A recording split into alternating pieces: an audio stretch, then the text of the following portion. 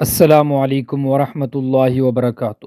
دوستو عزیز ساتھیو، آپ سے گزارش ہے کہ اس ویڈیو کو آخر تک ضرور دیکھیں۔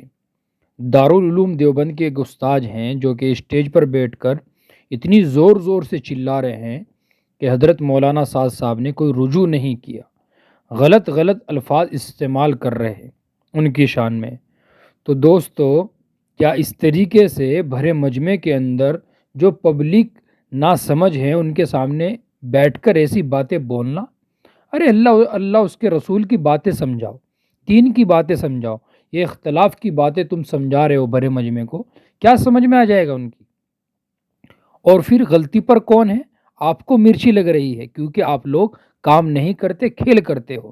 حضرت جی مولانا سعد صاحب کام کر رہے ہیں تو اس لیے وہ اپنے کام پر دھیان دیتے ہیں، وہ کسی کی باتوں پر دھیان نہیں دیتے۔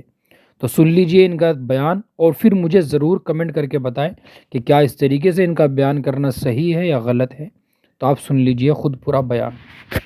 وہ تحریر سامنے آئی تھی، آج تک کوئی تحریر نہیں ہے جس میں ان کے رجوع کی جو ہے یہ بات کہی جا سکے۔ اور پھر رجوع کس کو کہتے ہیں؟ رجوع کرنے کے بعد آدمی پھر وہ بات نہ کہے، لیکن اکثر اس کے بعد بھی بارہا شکایتیں آتی رہیں کہ وہ بات پھر فرما دی گئی، وہ بات پھر فرما دی گئی، وہ بات پھر فرما دی گئی۔ اس کو رجوع کہتے ہیں؟ زبان سے رجوع کرنے کا نام، یا میں اور آپ ان کی طرف سے اگر تعبیر کر دیں، اس کا نام رجوع نہیں ہے۔ جو شخص ان باتوں کا قائل ہے وہ شخص جو ہے وہ کیا نام ہے کہ یہ اہل سنت والجماعت کے طریقے سے ہٹی ہوئی یہ بات، باقاعدہ اس کا اہل سنت والجماعت کے طریقے سے انحراف منحرف ہونا اس کو واضح کیا گیا اور اس کو باقاعدہ عام کیا گیا۔ اب اس کے بعد کچھ ہمارے بھائی کہتے ہیں کہ وہ تو حضرت نے رجوع کر لیا تھا۔ میرے بھائیوں سنو، رجوع کیسے ہوتا ہے؟ جس طرح کی غلطی ہوتی ہے اسی سطح کا رجوع بھی ہوتا ہے۔ سمجھ میں آئی بات؟ میں آپ کو سمجھا رہا ہوں۔ جس طرح کی آدمی غلطی کرتا ہے اس غلطی کو سدھارنے کی بھی اسی سطح پر، جس سطح پر اس نے غلطی کی ہے۔ اگر میں نے اسٹیج پر آ کر کے کوئی غلط بات کہی ہے تو اس کا کفارہ یہی ہے کہ میں پھر اسٹیج ہی پر اپنی اس بات کی تردید کر دوں۔ یہی ہمارے اکابر کا طریقہ رہا ہے۔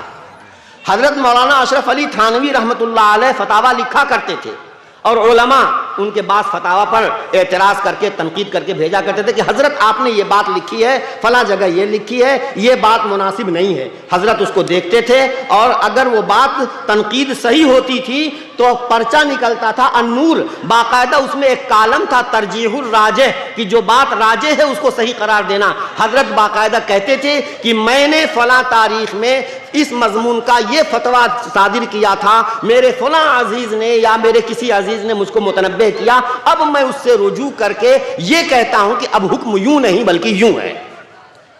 تو جس طریقے سے فتویٰ انہوں نے پہلے شائع کیا جس پرچے میں، اسی پرچے میں حضرت تھانوی رحمۃ اللہ علیہ اگلے شمارے میں اس کی تردید کیا کرتے تھے۔ رجوع اس کو کہتے ہیں۔ اگر ہم نے کوئی بات خدا نخواستہ غلط کہہ دی، ممبر پر کی، آج کہی کل کہی، تو اگر مجھے سمجھ میں آیا، کسی اللہ کے بندے نے مجھے سمجھا دیا، تو دیانت اور امانت کا تقاضا یہ ہے کہ میں اسی اسٹیج پر انہی مخاطبین کو جن کو جو کھچا کھچ بھرا ہوا ہے انہی کے سامنے میں کہہ دوں کہ بھائی میں نے ایک دن یہ بات بیان کر دی تھی، یہ مجھ سے سب تسامح ہو گیا، غلطی ہو گئی، سچی بات یہ ہے اور میں اب اس سے رجوع کرتا ہوں۔ اس کو کہتے ہیں رجوع کرنا۔ یا اگر واقعتاً کوئی تحریر ہوتی، وہ تحریر سامنے آئی تھی، آج تک کوئی تحریر نہیں ہے جس میں ان کے رجوع کی جو ہے یہ بات کہی جا سکے۔ اور پھر رجوع کس کو کہتے ہیں؟ رجوع کرنے کے بعد آدمی پھر وہ بات نہ کہے، لیکن اکثر اس کے بعد بھی بارہا شکایتیں آتی رہیں کہ وہ بات پھر فرما دی گئی، وہ بات پھر فرما دی گئی، وہ بات پھر فرما دی گئی۔ اس کو رجوع کہتے ہیں؟ زبان سے رجوع کرنے کا نام، یا میں اور آپ ان کی طرف سے اگر تعبیر کر دیں، اس کا نام رجوع نہیں ہے۔ میرے بھائیوں یہ دیکھیے، یہ دارالعلوم دیوبند اس کو اپنا کام سمجھتا ہے، اور دارالعلوم دیوبند کا کام تھا کہ بھائی ہم صحیح بات بتا دیں، اب کوئی مانے نہ مانے یہ اس کا کام ہے۔ زبردستی کسی سے منوایا نہیں جائے گا، حکم شرعی بیان کر دیا جائے گا، مخاطب کی غلطی واضح کر دی جائے گی، صحیح بات کیا ہے وہ بیان کر دیا جائے گا۔ اب اگر وہ اس سے رجوع کرتا ہے یہ اس کا کام ہے، اصلاح کر لیتا ہے یہ اس کا کام ہے، اگر وہ اصلاح کر لیتا ہے یہ اس کی عین سعادت مندی کی بات ہے۔